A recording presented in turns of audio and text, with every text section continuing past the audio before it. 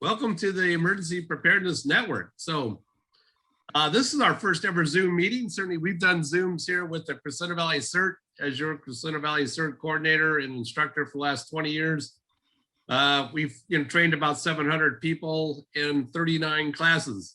So the reason we started the Emergency Preparedness Network is so that we can get the word out to more people. Can everybody hear me all right? Yes. Yes. Okay, great. Yes. Sounds good. Not sure how all that got started. All right, so anyways, yeah, the Emergency Preparedness Network. So also we're able not only to give you CERT content, right, as a CERT instructor, also as from the content as a Red Cross volunteer, Red Cross emergency medical responder, a Red Cross parade guy, and so much more. Also as a sheriff volunteer and a professional emergency consultant that we've been doing for the last 3 years. So in this, you also see some of the different slides that we have, or the videos that we've done now. We try to keep these videos short. And today we're going to talk about red flag warnings, and we're going to talk about down power line safety. So it's really, really great to see all that. So let me see here. Deb, did you have a question? I just wanted to make sure that you are recording this session. Yes, we are. Okay, perfect. All right. So obviously many of you, right, in Altadena and Gabriel Valley, saw all these down power lines in 2011. Saw all these down power lines in 2011. There's an echo. There's an echo. Miss Nunez, please mute yourself. Okay. Please, everybody mute yourself. We won't get that echo. They don't have a clue. And I would still hear somebody. Okay.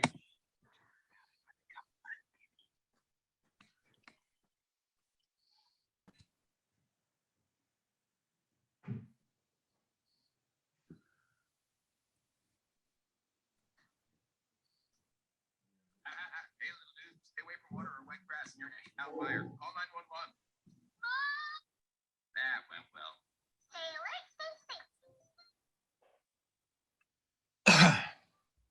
Okay.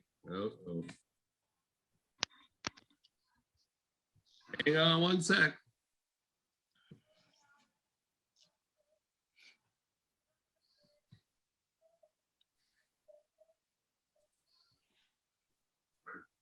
Okay, let's stop share.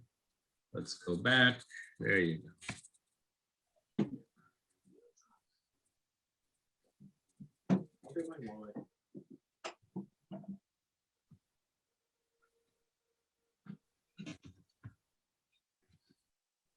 All right, so as we're having these wonderful technical difficulties, we'll move on.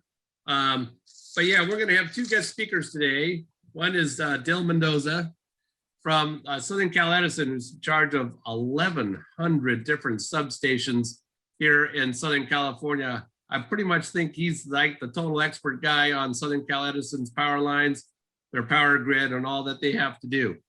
And the other person we're going to have speaking today is Tommy. Yeah, let me get out of this. Stop share. Is Tommy Ayers from LT Generators and the Generac system. So yeah, great stuff that we're going to get from him, because today we're going to talk about down power line safety, which we get in these high winds, and then immediately going to go into, okay, if you get the red flag warnings, we've all gotten that phone call probably from Southern Cal Edison, and what it's done to us in, like, okay, the day before or the day of Thanksgiving, what would you do if you lost power? And then we're going to go into generator, what kind of generator should you get? And there's different types of systems you can have, different systems that you can do. So all of that, as to a full system that turns on automatically, to just hooking your generator up, to running cords, as I've shown in my videos, or can you hook your generator up to a dedicated circuit and all that on your panel? And Tommy will talk to us about that. He's also been working with the Generac and the LT generators now for almost 4 years. He's quite the expert at it. And he's also spoken at KFI radio about people, how they need to get generators. And they'll tell you that, yeah, there's quite a backup, considering all that has happened through the country this past year. So let me get back onto our screen share here. See if I can get off of this guy. Let me go here. There we go. All right. So without further ado, Dale, why don't you go ahead and take this and start talking about what happened here with the father and daughter there in Panorama City just a few weeks ago. Sure, I will do that. Yeah, thank you for having me on. So I find the introductions interesting, Paul. Thank you. You know what they say, an expert is just somebody from someplace else. So yeah, I've been with Edison since 1977. So 44 years tomorrow is my anniversary, Pi Day. And I've been in substations almost my entire career. So substations, just to give you a little background. So if you got transmission, which is your high voltage, 500,000, 220.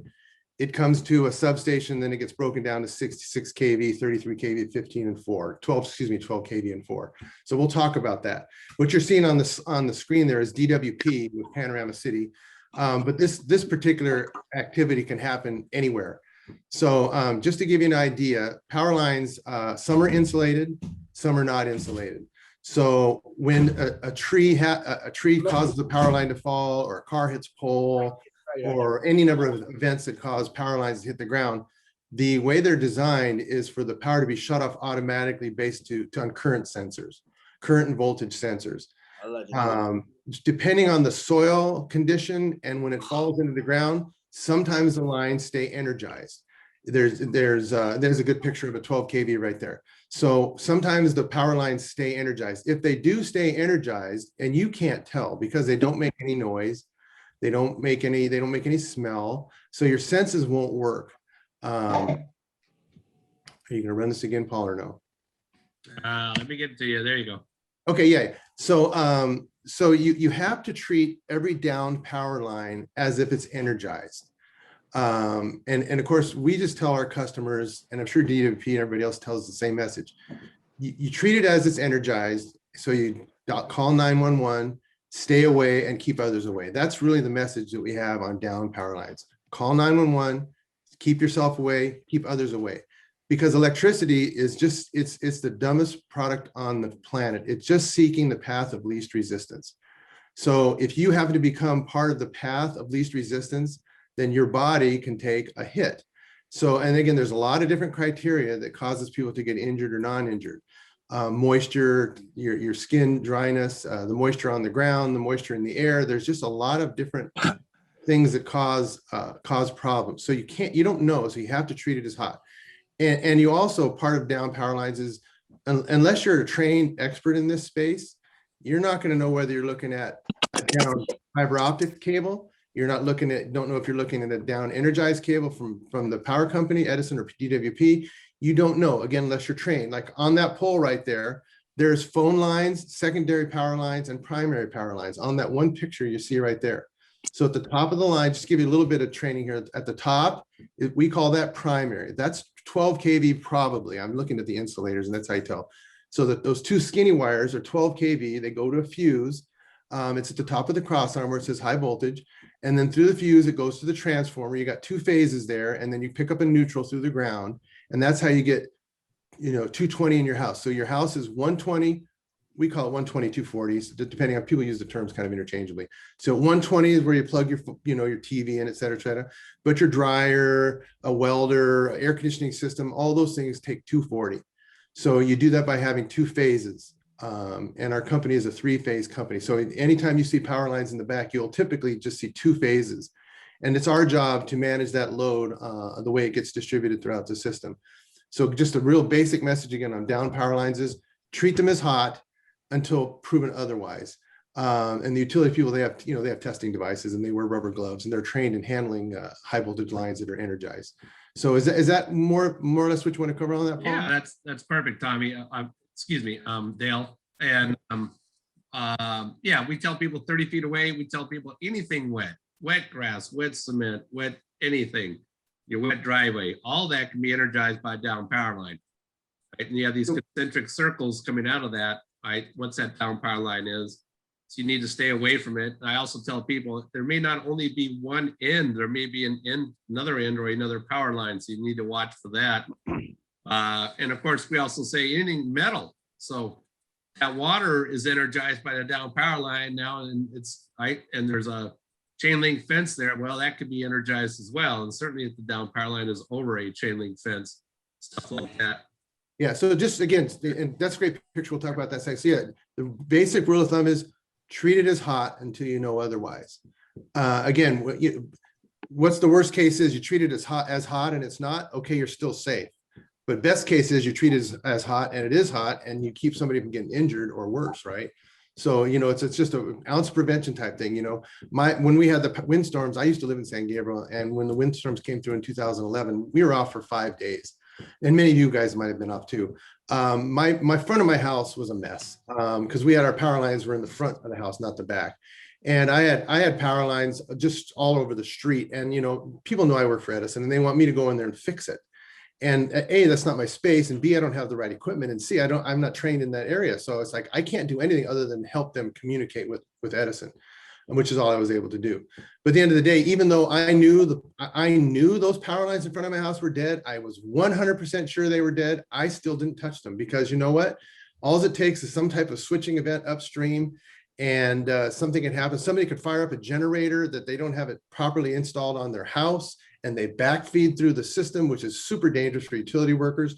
So I'm sure we're going to talk about generators in a little bit, but it's really important when they're set up to not backfeed into the system. A, it's bad for loading, and B, you can energize circuits back up to the fallen line, and then a utility worker or a kid or anybody else can come up, pick up that line, and a generator at somebody's house actually did the damage. So, and your generator guy is going to probably talk about that. Really, really important. So this pole here, it's good to know these are identifier tags. So that 595.524H is the actual address for that pole. So if you had to call into Edison or DWP or any utility and said, you know, I see metallic balloons in the pole right above me, or I see down power lines, or whatever, and you have to get binoculars to see that because you don't want to approach it if it's down power lines. You call it in and say, hey, you know, my name is Dale Mendoza. I live at XYZ, and I'm looking at pole number 595.5224 or 524H. And there's a metallic balloon wafting in the power lines above it. You don't have to use the voltage. You don't have to. You're not an expert. And then they know because of that strip right there exactly where that pole is. So you can send the troubleman out specifically to the location to address the problem. If you give an address, that's not bad because you know we have our database covers addresses, but the pole address is, you know, that's like a GPS coordinate. It's really super important. And that's perfect, Dale, because I know in our wind event, we would call in because we didn't have any power, or we had a down power line. A lot of us didn't have any power, you were right, 5 to 7 days. So the first thing they would ask us was, do you have the pole number? We'd say, hey, I'm at, you know, 27 ABC Street, and they'd say, oh, that's not helping us. So they were requesting some of the operators were that pole number. So it's just really important. And again, if it's a down power line, you can't walk up there within that 30 feet and start reading the pole number. So, you know, you may have to stand back. How good is your vision to see that number from across the street or 30 feet away? Right. I'm not sure what 30 feet is, Paul. You know, it's 10 yards. I said, all right, just think of 3 car lengths. That would keep you safe enough away to do that. Yeah, when in doubt, and a lot of times people are doing all that stuff really well, and it's really important to keep looky-loos. You know, you take the responsibility of caring for your neighbors, kids, dogs, and cats, whatever you want to do. Again, not that you're, of course, you guys are trained in this stuff, but at the end of the day, if you can protect, sorry, I have a Labrador puppy that wants to get mischievous over here while I'm talking to you guys. So yeah, you want to keep others away too, because you just don't know what problem you're going to prevent from happening. Sure. Let's jump into, like, if there's a down power line on your car, Dale. Right. Did you want to show the video? Is it on this link or not? Because I mean, No, I didn't want to show that whole video, but okay. So again, back to you don't know what's energized, what's not. So if the car hits a pole or whatever reason causes those down power lines to land on the car. Okay, again, most of our grid is uninsulated at the top level. We are putting more insulated power lines in for fire prevention. Excuse me. But since most of it is uninsulated, meaning if you're energized, if that conductor lands on the car and the car is metal, and the tires are insulators. So that body of that car could be energized and you don't know. And it also could be laying on the car one phase and laying on the ground another phase. Again, creating an open circuit. So you always think about your body as a potential circuit closer. Okay, and we all can conduct electricity because we're full of water. So if I'm going to put my hands out, if I was on the car and I was touching the other wire, I could be part of the circuit. And many people don't know this. It only takes 1/10 of an amp to kill you. 1/10 of an amp, which is virtually nothing. If it goes to your heart, it'll stop your heart. And that's what kills you in an electrocution, is your heart stopping. So because the car could be energized, great, stop it there. So the car could be energized and the ground could be energized. So you have a different Open. Oh, anyway, so you have a difference in potential, which is the word, the electrical phrase. It's a difference in potential. You have one voltage at one side and one voltage another. If you become part of the circuit, you could take a hit. And again, it doesn't take much current to kill you. So if you had to get out of this car, like that gentleman showing there, if you had to do it by yourself, because you're not going to probably have a fireman telling you, you just open the door. Remember, the tires are insulating you. So you are at one voltage. It's like birds landing on a wire. They are at one voltage, but because they're not part of a circuit, they don't get hurt. Right now, that car is energized. Let's just say hypothetically at 12,000 volts. He's going to stand up and he's not going to touch anything but the car. Remember, the car is energized, but he is insulated from the tires from another potential. Remember, you can be at one voltage and not have a problem. It's when you get into a circuit is when it's a problem. So he'll stand up. He'll jump out of that car and not touch the car and shuffle his feet. Shuffle his feet, I'm gonna do you're just gonna do the shuffle, if you will, because you don't want to open your feet up because that could create step potential. And again, if your body becomes part of the circuit, you don't want current flowing through your body. We're just not equipped to take current. I don't know if any of us have ever done those silly amusement park things where you hold on and they electrify it and you get zapped and you got to let go of the thing. You're getting about remember, it takes about 100 milliamps, a tenth of an amp to kill you. You're getting about 1,000th of an amp, and you can't. It's uncomfortable. When you touch a fork to a filling in the old, if you had an old metallic filling, and you touched your fork to your metallic filling, that's current flow, and it's in microamps, and it's very uncomfortable. So your body is just not designed to take current through it. So you don't want to put yourself. Always just think about yourself as not being part of a circuit. So remember, path of least resistance. Don't be part of the circuit. If you remember those things, you can really be protected. So perfect. As Dale was saying, in these concentric circles with step potential, if you step now, he's right between these concentric circles. If you take a step like that, you are now creating that circuit between them. Your body is, and now you're going to get electrocuted. So then we show you, hey, you got to shuffle, and you Right. have your feet almost completely together. And you don't shuffle 1 foot past the length of the other foot. So Right. you're doing a half shuffle all the way until you pass 30 feet out. Right. Because the power is, remember, the power is just radiating out. It'll dissipate, eventually dissipate. But again, you just do not want to be part of the circuit. So Absolutely. yep, Yeah, so just like that, the power radiates out. You want to shuffle so you're nice and safe. Right. keep that step potential. It's called step potential. It's like when you're talking about if a fence was energized and the ground is energized at one voltage and the fence is energized at another. Remember, ground is a potential. That's 0 voltage. So ground is a potential, 0. If the fence is 300 volts, there's a 300 volt difference between the ground and the fence. If you were to become part of the circuit, that 300 volts is going to go where? Through you. And depending on your personal resistance, how wet your hands are, et cetera, et cetera, et cetera, current may flow, it may not. I wouldn't risk that. That's just way too scary. I mean, has anybody ever been bit from a water pipe? Sometimes we get those calls at Edison, getting shocks from water pipes. But that usually means that some of their ground potential has been broken or their neutral has been broken. So electricity has to find a path to ground. And if it happens to be you, then you're going to get bit. And again, it depends on the voltage and the current that goes through your body, whether it just doesn't feel good or it could or injure you or worse. Yeah, like in our very first one there, where we talked about here, the gentleman walked out when it was a night of raining. He came out, the down power line had ignited a fire in his backyard. So he walked out into the wet grass. He got, it just as you're saying, Dale, he created that circuit and unfortunately passed away. And then his daughter saw him on the ground, ran out to help. She got electrocuted and passed away. The mom ran out, stepped one time into the area, got electrocuted, and luckily was smart enough to step back. So, and that, as you said, they couldn't do anything until that line is de-energized. So we worry about this a lot in CERT, a major disaster, because there's nothing we can do and we're not going to be able to call 911. So in CERT, about the only thing we can really do is use yellow caution tape to keep people away, because we got to assume that there may be a down power line that is energized. Right. And you guys, I'm sure you guys train this. You don't want a rescuer to be a victim. That's right. That's our first premise of CERT, right? You do not become the victim.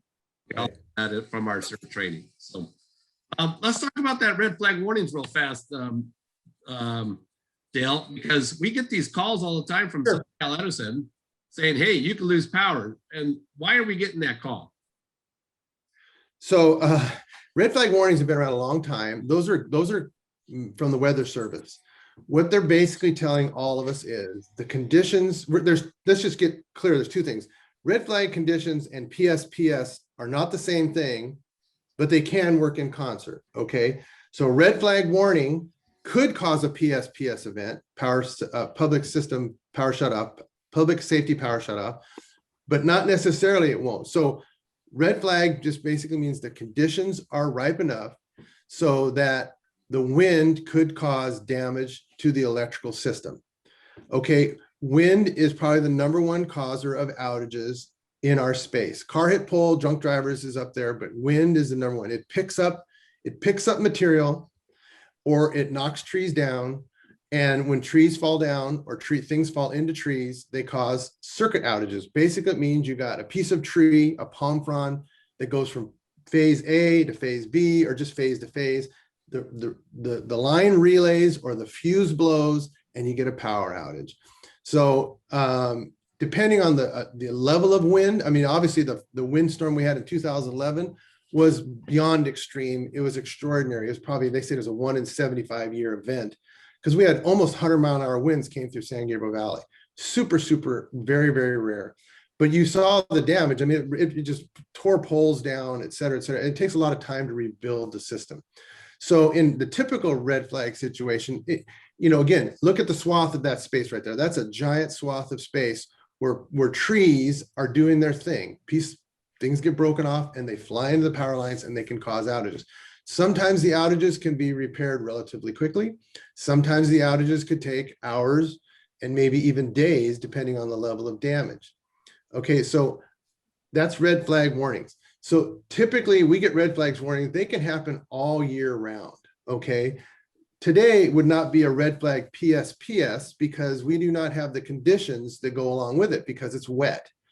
So right now, if we had a windy situation this afternoon, we would not do PSPS. You would not get notifications on your cell phone saying we possibly could turn your power off. So when you have a red flag warning, that's wind, could cause outages. They're legitimate.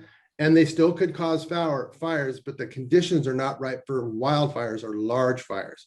Okay, what do you need for, you guys are experts in this space, what do you need for large fires? You need the fire season to be going along.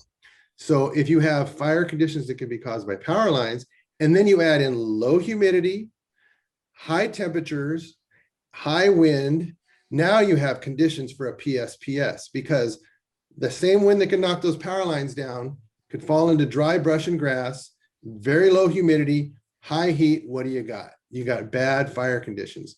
So we have instituted, along with PG&E, the PSPS, and that's what you guys could get, a PSPS notice, or you could get a red flag notice. Okay, I hope you understand they work together, but they're not the same thing. Okay, and I pulled up my system too, and it's really, if you go to SCE.com, let me close this down here. If you go to SCE.com, which is, I hope you guys can see that. So that's just SCE.com. It looks like I got too much light on my screen there. SCE.com, and it's got a button right there.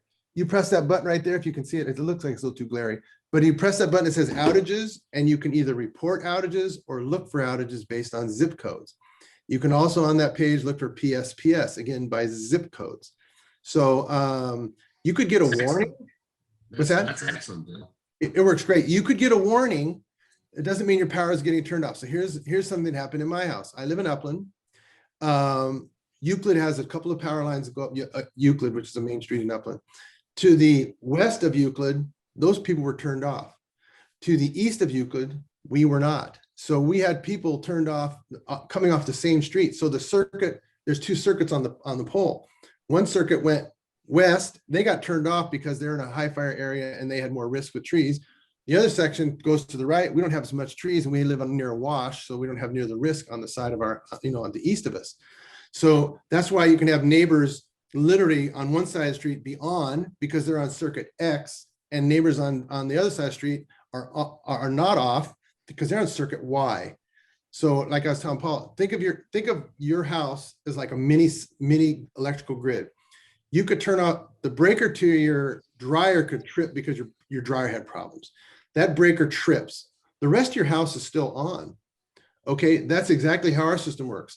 A tree could cause an outage in Temple City, but Arcadia could still be on. I mean, and then you can get bigger and bigger and bigger. We can have an outage that could cause San Dimas to be off, but Glendora could still be on. I could go on and on and on. It just depends on the type of outage and what the cause is. And again, that's all designed into our system to relay protect. That's exactly right, Dale. In our 2011, we had people across the street with no power and people on this side of the street that did. So yeah, you're right. And it was very frustrating because my neighbor's doing just fine, and for 5 days I'm without power. So yeah, very, very difficult. So let's take that red flag warning now, as you've been saying, Dale. And okay, you explained that perfectly with the PSPS. That thing is from the Santa Barbara County all the way down to the Mexican border. That's well over 20 million people. But why don't we ever think I won't lose power at my house? It's like, well, yeah, you are, right? So this is why we're going to bring in our red flag warning, not a red flag warning, but our generator expert here. You can see my generator here I have like a 6500 and a couple of Hondas out there. They're like 2000, 2200 each. But are you ready to lose power? And are you ready to deal with the generator? And do you know how to fire it up? And do you know what kind to use? So this is why we brought Tommy Ayers along, from LT Generators. Tommy, go ahead and take it. Tell us about it. How you doing, Paul? Good, good. Morning, everybody. So touch a little bit on what Dale said. When I'm out in the field, I know guys like Dale, they get a bad rap. Everybody, why is SCE shutting my power off? Why are they doing this? Why are they doing that? Well, I promise you, and Dale could speak to this, Dale didn't design that grid. Dale didn't put that grid in. It was all put in place before Dale was ever born, probably. And so they're just kind of playing the hand they were dealt, and they got to do what they got to do to try to mitigate fire potential, fire risk, things like that. And so by doing that, they shut the power off, which is an inconvenience, but to some people, it's a life and death matter. And then, nowadays, over the course of the last year, everybody's been spending a lot more time at home. So whether you're working from home, whether your children are going to school from home, you can't do any of that stuff without power. And so can I just interject real quick? So excellent lead in. So I've been with the company 44 years. Our goal is 365, 24/7 power on. That's our goal, 365, 24/7. We hate turning the power off. It's something that we were driven to by the California Public Utilities Commission based on the Paradise fire that happened in PG&E's area that caused 88 fatalities.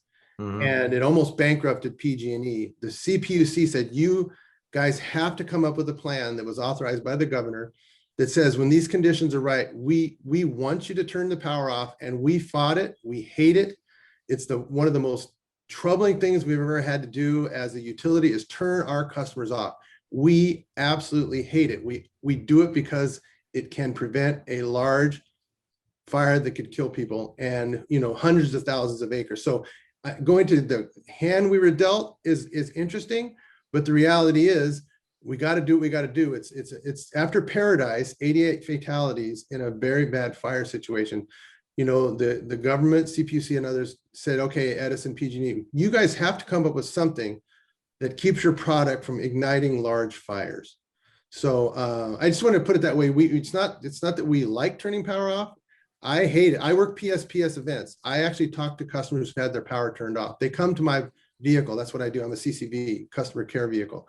And I have to explain PSPS to them, and we don't like it. Just so you know, again, I don't want to say to make it sound like we enjoy it. We absolutely do not enjoy turning our power off. We like it on 365, 24/7.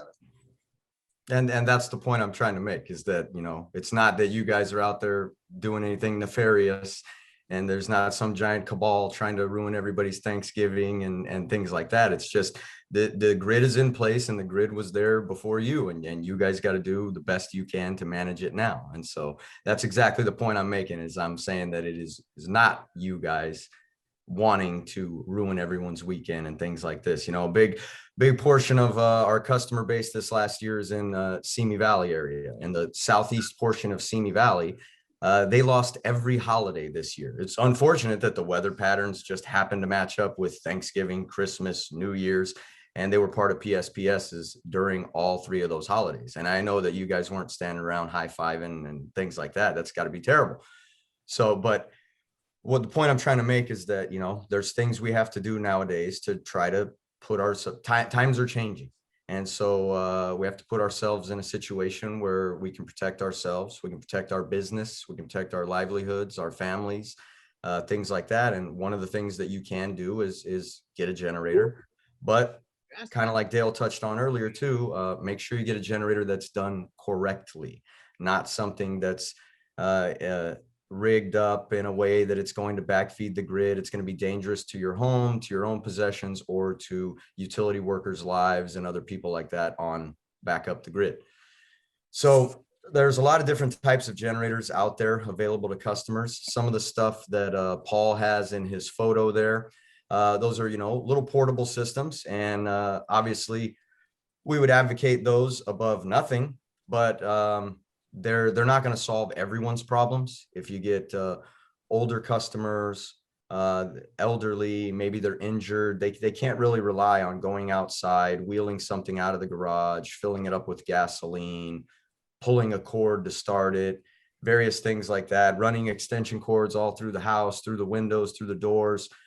You know, so there's other systems that are automatic, permanently installed. They're called standby generators. And whether they're for a business or for a home, what they do is they come in, they get wired up to your house. It'll connect to your main service panel, whether it's a Edison panel, DWP panel, whoever your service provider is. And basically this generator will power up to your entire house or just a select portion of your house, whatever it is that you need, whatever's good for you. So those are the systems that they're a little higher end on the price. Those are the ones that for the last few years have been considered more of a luxury, but for a lot of people nowadays, they're becoming more of a necessity with power outages, with just changes in weather patterns and things like that. So you can kind of basically give yourself an assessment when you really start to think about, do I need a generator? Do I need to get a generator? What kind of generator do I need? And what the questions you can ask yourself are, what are the things that I cannot live without during an outage? And the fact is nowadays is we can't really say that, hey, my power's only out for a couple of hours. Dale can speak to the PSPSs. They don't last 2 hours. They have to go through their protocols and inspect the lines and things like that after they've been de-energized before they re-energize them. And so you're looking at something that's going to last 24, 36, 48, 72 hours in certain areas. Certain areas come on 12, 24 hours later. Some are longer. So homeowners. I'm saying some are shorter. So Yeah, no, so Yeah. some are definitely shorter. I understand. And again, I just want to say, I'm not here. We work in concert with Edison. We're not here to try to bash them or DWP or anybody else. And so you just tell yourself, what do I need? What are my needs when I'm in a power outage? Do I have medical equipment that I need to run? Is it just convenience? Or in an emergency situation, am I going to be able to watch the news? Am I going to be able to get updates on where the fire is or what the earthquake damage is or whatever that emergency scenario may be? Go ahead, Paul. So Tommy, I think people are kind of like ourselves, us do-it-yourselfers, DIYers. You're thinking, hey, as I showed in my video, hey, I bought the generator, I hooked it up. I mean, I've got it fired up and I just hooked up cords and ran through my house. Well, as I was saying in my video, it's like, yeah, you're going to need 7,500 foot cords. And, you know, I've already got 4 of those cords. Well, a good 100-foot 12-gauge cord costs $100. So yeah, and that generator is about $500. So yeah, I'm looking at a little bit of money, but that's, and then the next step, tell them is like, well, there is a dedicated circuit or panel that you can have installed from a company like yours, from LT Generators, that can come in and you can hook the generator up and fire it up. And then I put it into this dedicated plug next to your circuit breaker with what's done by your company. That would be the next phase up. And tell them a little bit about that. And then the third phase is like you're saying, like a Generac type system where you're going all the way up to it turns on automatically and it powers up the entire house. Exactly. And that's part of assessing your need. Is your need small circuits, 120 voltage, things like that. If that's the case, then you can get a portable system. You can either run extension cords into the house and turn on your refrigerator and, you know, a couple of lighting circuits, or you can get a little bit larger portable system. You can have those circuits hardwired into a new panel on the outside of your house, and you won't have to run extension cords into the house anymore. We can move, let's say, your refrigerator, your garage door, your kitchen, and a family room space over. And you can have a portable that you can wheel out of the garage. You can plug into that, and that can basically power those small circuits, plugging in one extension cord. Deb? Deb, go ahead. Hi. So Dale, in the chat box, there's a bunch of questions about solar. Yeah, and they have to do with going on and offline. I Yes. think if you could answer those, it would be good, especially about turning it back on before you guys, turning the solar back on before you guys say we should, you know. Could you talk about that? So, solar, fundamentally, I understand solar makes DC power, and you have to have AC power to make the solar work. So even if your solar panels were on, if you don't have an AC source, they do not generate power. So as a standalone item, you cannot be an island, meaning you can't use solar just to be generating your own power system. You have to have AC source to get it running. So once you understand that, so solar is designed to be switched on and on through the installation process. It goes to an inverter, and once the inverter is connected to your power panel. So it's all part of the installation process. It's automatic. You don't have to flip switches. But if there's no AC source, the solar is disconnected. And again, it's going back to the generator. So if you think of whether it's a generator, solar, a wind, it's just a generation source. Is it connected to your load, the house, the grid, or is it not connected? And all that on a proper installation is designed in the installation to be automatic. It really shouldn't require human intervention. There's kill switches and things like that, or are manual disconnects, but they should be automated on a proper installation. Does that answer the question?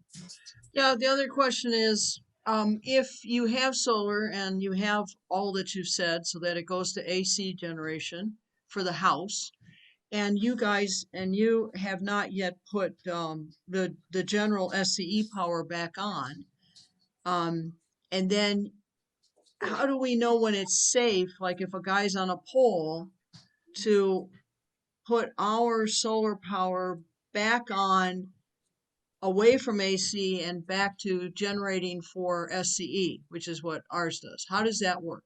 It's tied to the automatic transfer switch. Okay, again, there are manual switches, but you have an automatic transfer switch. Again, you can't generate power off your roof if you're not connected to the grid, and the grid has to be energized.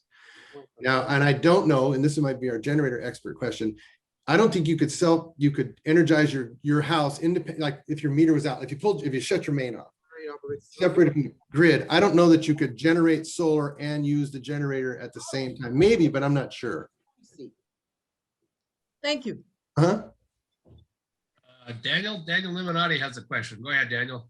I was just going to comment, right? My understanding is, and I have friends who have this, is if you have a battery and the right inverter, like you said, Dale, and a solar system, then your inverter, right, if you buy the right system, it will disconnect you from the grid when the grid goes down. Yep. Keep the house powered Yep. as you've got the battery, right? So then you are your own little microgrid. Yes, you are. So I think that's the important thing for people to know, right? If you want a solar system that will keep you powered in an outage, you need to buy a battery and you have to have the right inverter and rest of the control electronics in the system. And those are purchasable, right? Yeah. So, but if you just have solar with no battery, then what Dale said is exactly what happens. It'll automatically take you offline. And just because you have your own generation doesn't mean anything, because you won't. Right. Right. So it's very important. It's not horribly complicated, but it is a little sophisticated. So at the end of the day, you can become a microgrid, but we also have to protect all the line workers. So you obviously, if you're connected to the grid and you're trying to generate power, you're going to be sending it to your neighbors and stuff. You know, you don't want to do that. So again, it's not complicated. It's a little sophisticated. So very, very good point, Daniel. So, Tommy, tell us about like how big of a generator should I get if I wanted to plug it into a dedicated circuit? I think you were telling me like possibly about 8,000 watts, and or at least up to that if you wanted to power some of your circuits, and or how big of a generator would I get if I want to power my whole house? Yeah, you can get a generator, maybe just a little bit larger than the bigger portable you had in your photo earlier. You had a 6,000 watt Coleman, I believe it was. You can get something around 7.5 kW, 8 kW, 8,000 watts. And then that can power, you know, quite a few circuits in your home. Nothing that is 220 volt, but just, you know, your 120. And then it's going to be able to power those refrigerator, maybe a couple of them, some lights, things like that. And then if you want to get into something where you can run some bigger appliances, i.e. air conditioning, things like that in a house, then you're going to be looking at something more along the lines of a whole house system, where starting with smaller homes, those could be as small as 14 kilowatts to 16 kilowatts. And then they range all the way up to, you know, 100 kilowatt units that you would normally see in commercial businesses. But for the most average single family homes, something between 14 and 22 kilowatts will usually suffice to run most of the home. There's some generators over my shoulders here. Those are your typical home standby models. Those would be capable of running an air conditioning unit and basically, to an extent, giving you the convenience that you're still hooked up to the grid. You can kind of do anything you want, just maybe not everything at the same time, but you would have access to your entire house, have access to all your appliances, everything you want like that. Those generators right there, they come on automatically. It requires no input from the end user. They're fully autonomous. They're going to sense when the power goes out. They're going to come on. They're going to run, whether it's 2 hours, 2 days, 2 weeks. Whenever the power does come back on, they're going to go ahead and shut back down, hand you back over to whoever your grid provider is. So Okay, let's talk about it real quick. I'm sorry. Go ahead. Go ahead, Dale. you know, generators are absolutely awesome, but we always got to be cognizant of, and I think you said it before, what do you want the generator to do, and how long do you want it to do it, and for what, under what conditions? So if you've got an earthquake that possibly takes the natural gas service out, that changes the scenario. If you're going to be running on natural gas, then expect it to be there. Are you going to be using gasoline or diesel, depending on the type of generator? You have to have fuel storage. So you really have to be very, very cognizant of what you want your generator to do and for how long. And you got to manage the fuel source, because at the end of the day, if you have a great generator and you run out of fuel, so how good a generator do you have, right? So those are the things you really have to get a spreadsheet out, and you have to write all that stuff down. And a good generator installer will walk you through that, because you want the right system to do the job you wanted to design it to do. Because this is not an inexpensive, these are not inexpensive, trivial things you're adding to your house. So very few people want to run their air conditioning during an outage, because that's a large load center. It's usually refrigeration and lighting, and maybe your Wi-Fi system, et cetera. But again, how long you want it to do that will determine the size generator you need. So let me try and cap here a little bit. Tommy is talking about the generators behind is you know, in the picture there behind him. These are whole house systems, you know, running about 15K and up to power your entire house. You know, let me know if I'm off, Tommy, but these systems are usually about $10,000 and possibly higher, and for an entire whole house system. And then if I hook up a generator that's large enough to power some of my circuits and create that dedicated circuit, your company can come out and do that roughly for about $5,000, and or you might hire a contractor and buy your own generator, but you're going to need a generator at least, like you were saying, 7,000 or 8,000 watts, right, to power some of the circuits in your house. That generator is going to be probably a $700, $800, or $900 generator for people to know, right? And then they can hire a professional electrician, right, licensed electrician, to come out and dedicate that circuit so they don't energize the power line, right, and do all the right things and have it installed correctly. And that will probably cost you $500 to $1,000 to do that. So, you're looking, at a $800 generator and probably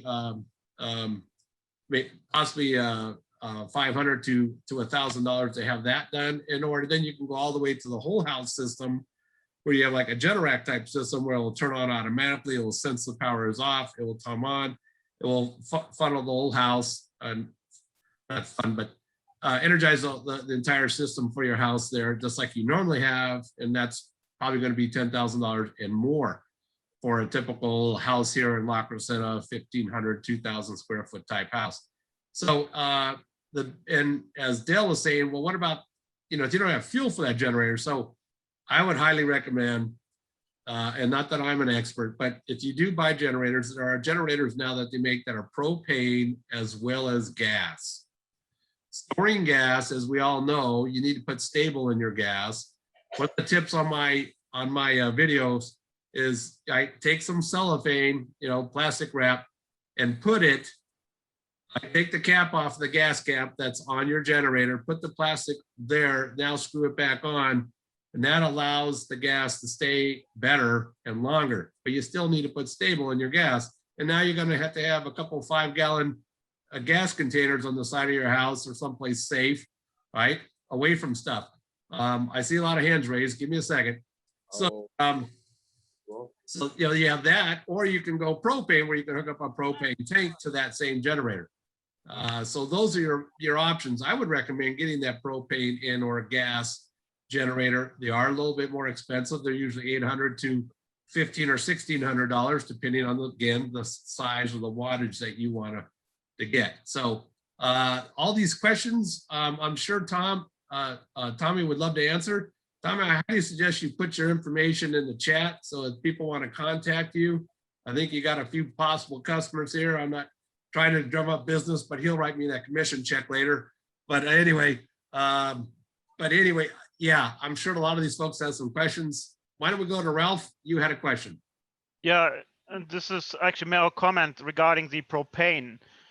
In case of an earthquake, I think, or in really big emergency, I think that propane is much harder to get by than regular gas or diesel. So you might have a nice generator, the same like with natural gas one, but you might not be able to get basically a refill because propane might be much harder to come by than regular gas. Well, very true. That's why, but propane is also safer to store than gasoline in the propane tanks. And you can get a 7-gallon tank that will last you quite a while. Probably, Tommy, let me know if I'm wrong, but if you ran your generator full time for at least 2 days, maybe 3 days, and you can work off one propane tank, 1 7-gallon tank. Would that be about right? Depending on the size of the generator and what you're powering. Like you were mentioning, the little portable ones, a 7-gallon tank, usually one little tank like that will give you approximately 24 to 36 hours worth of 100% load coverage. When if you had a gasoline generator, you would have already had to refill the 1.5 gallon tank 6 or 7 times along the way. And then propane, everybody keeps a couple of little 3-gallon or 5-gallon barbecue size tanks around, and those can be hooked up just as well. It's a lot easier to store, just like you said, Paul, a lot safer to store. You can keep that stuff in a garage and in places like that, and you don't have to worry about it being dangerous. It stays, it has a shelf life of over 15 years, so it's not going to go bad. You can stock up on them, leave them to the side. And then even the home standby generators, they are dual fuel as well. So earthquakes, losing natural gas, that is a reality in California. However, all of your other events that could cause you to lose electricity, somebody hits a power pole, the power goes down, that's not going to affect your natural gas supply. A public safety power shutoff, that's not going to affect your natural gas supply. Nine times out of 10, a fire that shuts off the power is not going to affect your natural gas supply.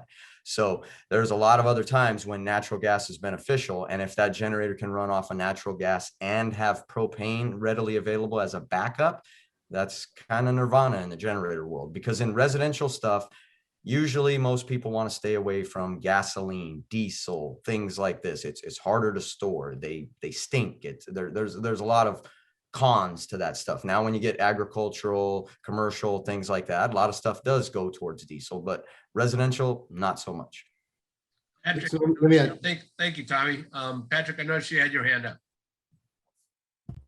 Yeah, so if the power's out because it's 120 degrees out, I think most of us would like to run our ACs.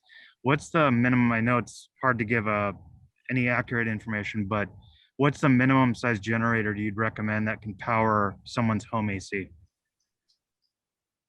Most of the time, you're going to be looking at something probably in the neighborhood of like 14 kilowatts.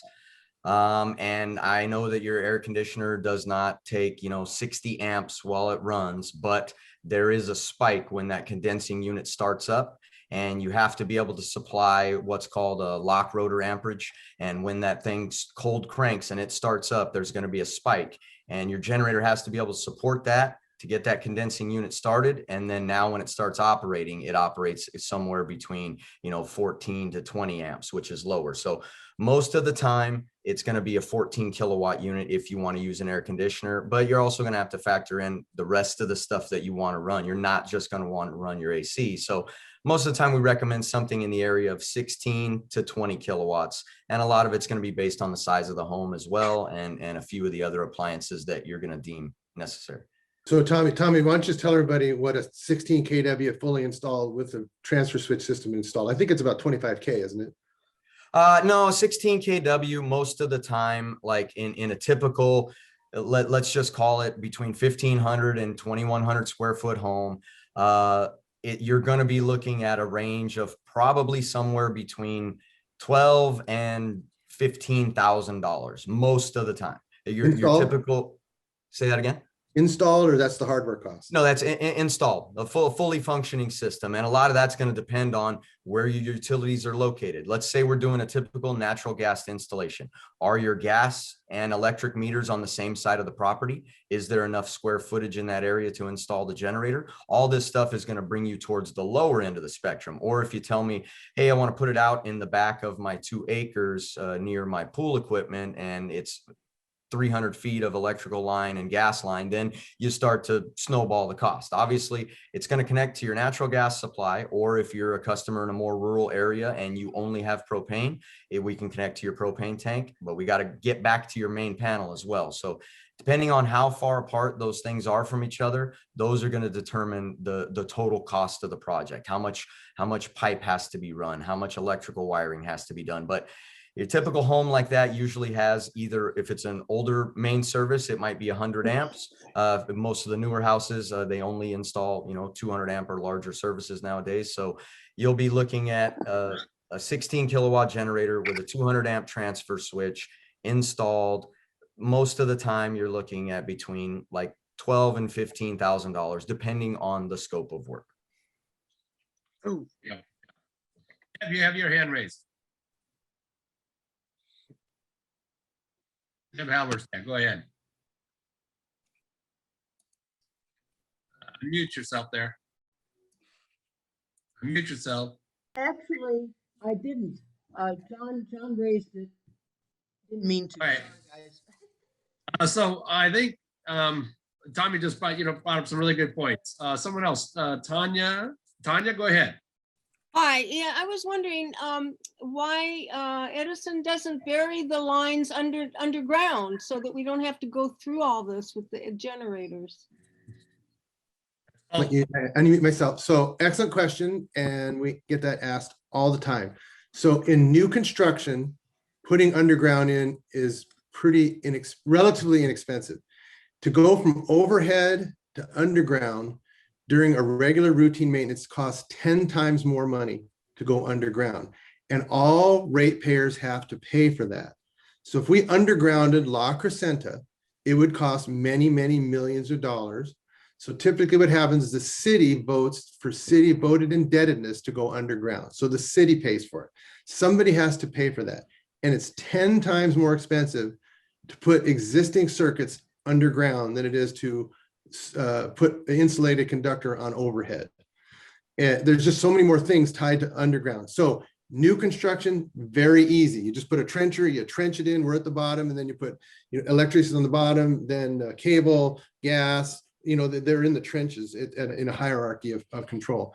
Very easy to do. It's much more expensive to maintain when you do have a problem. But that's the challenge with putting everybody says, just put everything underground. Well, you're talking about a price tag that would be very difficult to roll into rates, because no matter where we do that pricing, all ratepayers have to pay for it. So we have to spread that cost amongst our entire utility family. So it's a lot of money, and we're trying to do everything we can to keep our rates competitive, so we don't get $300 and $400 and $500 electrical bills in the summer. I mean, that's not very palatable either. Are you on the stock market? The EIX, yes, we are in the stock market. We're a publicly traded investor-owned utility. Is that DWP on the stock market? The DWP is a municipality. They do everything controlled from the city of Los Angeles. So they are controlled 100% by the mayor and the city council. Okay, so any other generator questions? Certainly a lot of technicality. I recommend you give Tommy a call. You can talk about this more on a personal level if you want over the phone, and if you do want an estimate, you can come out and do it. He's given me an estimate for our house. But yeah, it's what size do you want? I definitely would recommend you use something that I have, at least a 6,500 watt to power if you just use cords, or to power to a dedicated circuit, extra panel that was done professionally on the side of your house. But I do like the idea of those propane tanks versus gasoline. My wife does too. Right, as we are CERT folks, right? We're always like, you got to be prepared. And how many gallons of gas, how many 5-gallon cans of gas am I going to store on the side of the house, which is dangerous as heck. So propane may be the answer with these newer generators, and even an 8,000 watt generator may do a great job for you in your house. Nancy, go ahead. Hi, just a question I had. I'm getting an electric car, so none of these generators will give me enough power in my house to charge my car. Is that correct? Well, you could have a dedicated generator that's charging your car. That could be done. But so you could. It'll be 240. It'll be you could do that. Yeah, there's 240 generators, but it would be a dedicated. It wouldn't make any sense to plumb it into your house, then plug your car into your house. It would make much more sense to have a direct connection. Just save all the connections. Right, but no, I want one for my house too. So can I get one that's going to do both at the same time? It's all tied to how much you want to spend. Got it. Thank you. You can get one. Yes. You can Tommy? get one. It's kind of like what Patrick asked earlier when he said, what do I need to be able to run my AC? So think of your car charger as another large appliance that you have. And it's going to depend on, there's the new Tesla chargers that require 100 amp breaker, and they can charge it up to 81 amps. Well, that's what a 22 kilowatt generator is capable of producing. So if you want that and you still want some of your home, you just have to get a larger generator that can sustain it. Now, the same generator that can run an AC, it can charge an electric car. However, like I own an electric vehicle. My car charges at 40 amps. So just think, if your generator is capable of 80 amps, 50% of that is already spoken for by charging your vehicle. So it can definitely be done. Now, charging a vehicle, running an air conditioner at the same time, that becomes a little bit more of a chore. You need a bigger generator, so you might have to spend a little bit more money. The other thing you can do is you can always take your car, and on Teslas, on the GM vehicles, things like that, you can dial down the rate at which you charge and say, I only want to charge at 8 amps. If that's the case, then you know, that's a refrigerator. That can be handled by almost any generator, but it's going to take you a lot longer to charge your vehicle. Now, if you want to charge your Tesla in 4 hours and you're going to do it at 80 amps, then you're looking at a large liquid cooled generator that's probably capable of producing 150 to 200 amps. But yes, Thank you you. can have a generator that charges your vehicle. You're welcome. I'll be in You had touch. another question? No, thank you. I'll be in touch. This has been Did you have perfect, another by the way. question? I do. Okay.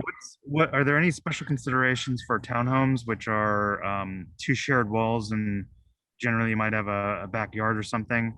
And then there was someone asking about condos in the chat. Those would be more like apartments that are privately owned. Those are the big conundrum nowadays for generators, because same with 0 lot line homes and things like that. It's these generators, they do require some space. These permanently installed standby systems, they require clearances, they require space, they have exhaust, things like that you got to factor in. And it's very difficult, to be honest, sometimes impossible to find a place to put these in a townhome or condo situation.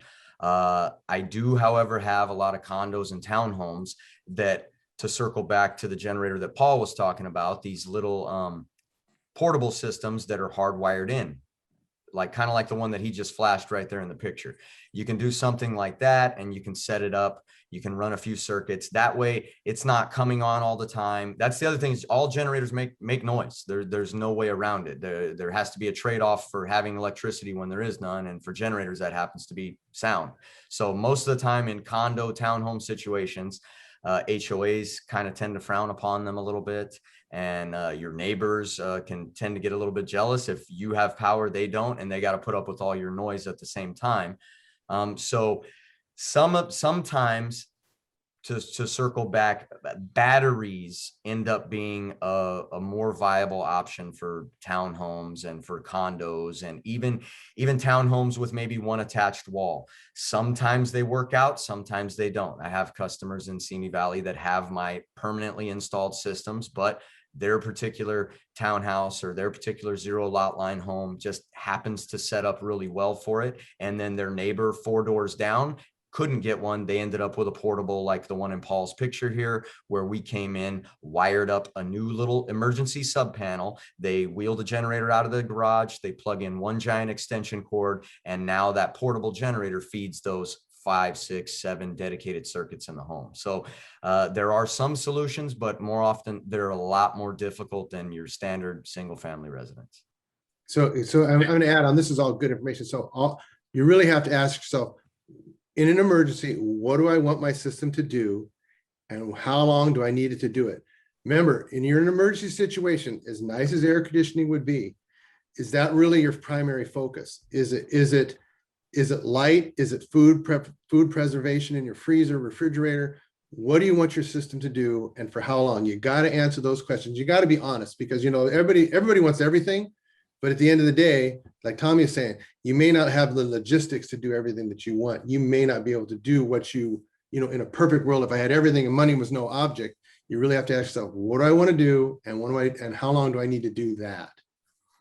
Well, the only thing you need to do is keep the beer cold, so we got to keep the refrigerator going.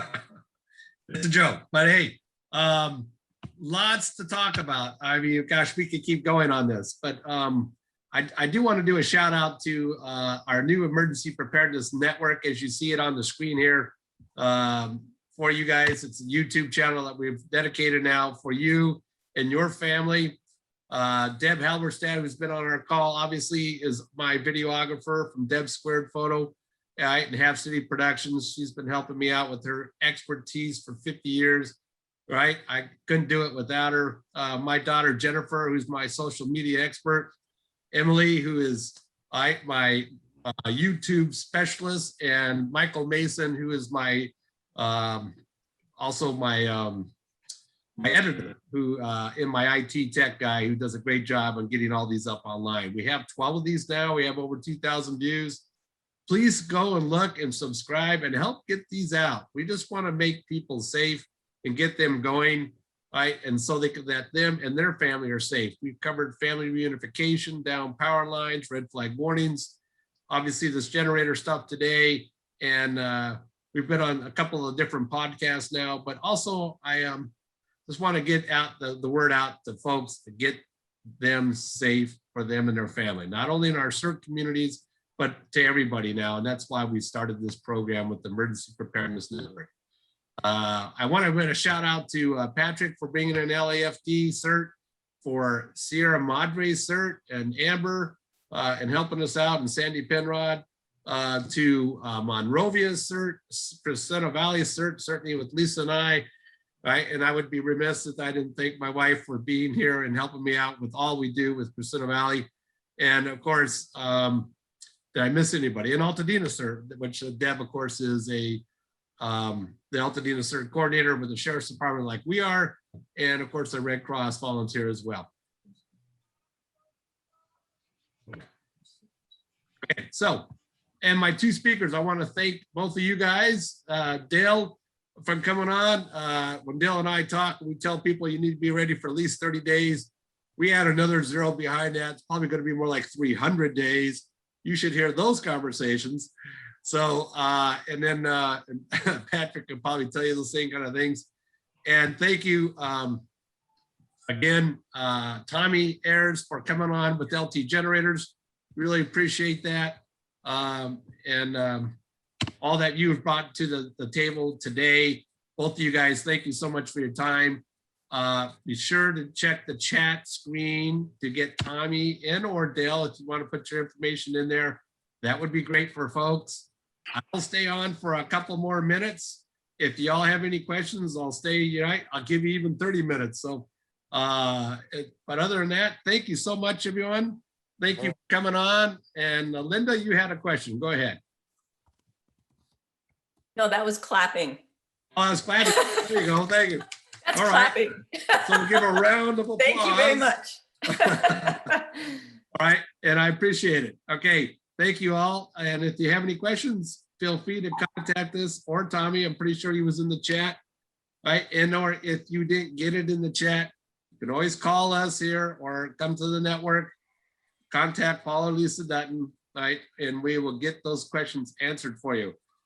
It's an important subject. We all kind of push it aside, but as we get more and more power outages, we're realizing we're going to need to get a generator, as we already have for us. But I know a lot of you still are thinking about it. If you got questions, come to us or Tommy or Dale or I, and we'll try and take care of it for you. Until then, thank you so much, guys. I really appreciate everything. All right, and great Zoom. We'll try and get you one in another month or so. All right. Thank you. Appreciate it. We're going to end the meeting now. Thank you. Well, I have a question for you personally, Sure. or which has nothing to do with the topic here of the today's presentation. It's I'm also here in unincorporated county, LA County, and I was given you as a reference that you are also unincorporated county. How are you connecting actually with LA County Fire Department regarding organizing CERT, or are you doing this through the city of LA? It's all right. Here in La Crescenta in LA County, and as in Altadena, the Los Angeles Sheriff's Department are the ones that I coordinate and help with the CERT program. Los Angeles County Fire does do trainings for CERT, right? That we have worked with as well. I'm a certified instructor with the Los Angeles Sheriff's Department, Office of Emergency Management, OES, FEMA, and Homeland Security. So I can teach anywhere you like.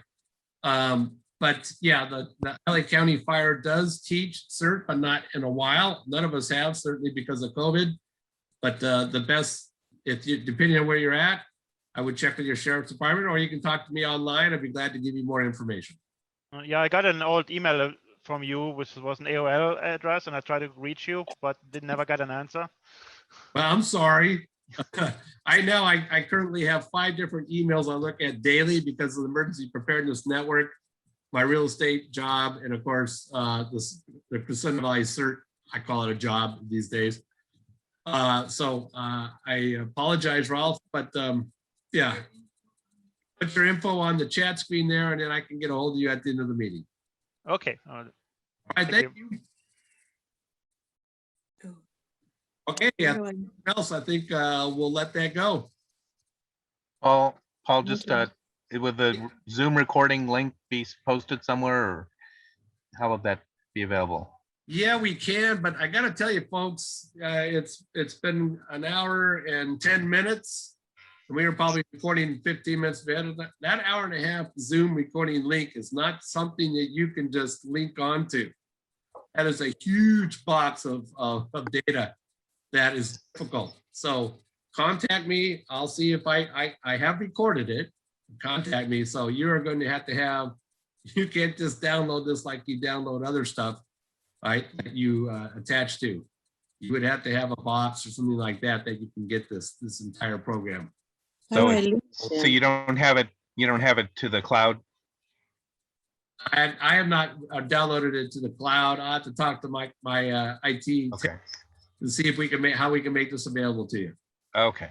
Yeah, I mean, What's Zoom provides an option to record your computer or to the cloud. If it's to the cloud, then they provide you a link and you just share the link and then people go directly to the Zoom cloud. Well, I made the mistake of recording to the computer, so I apologize for that. All right, thanks. Okay. Oh, no, thank you. I have a question, Emilia. Sure, Amelia. How do I connect to your network, your YouTube channel? Oh, What's the link? okay. That's a good point. Deb, can you put the link in for our channel? My gosh. And you said your phone number too. I don't know if you want Let anybody me to put call my you. phone number in and then I will be sure to post the link for you. Hold on 1 second there. There we go.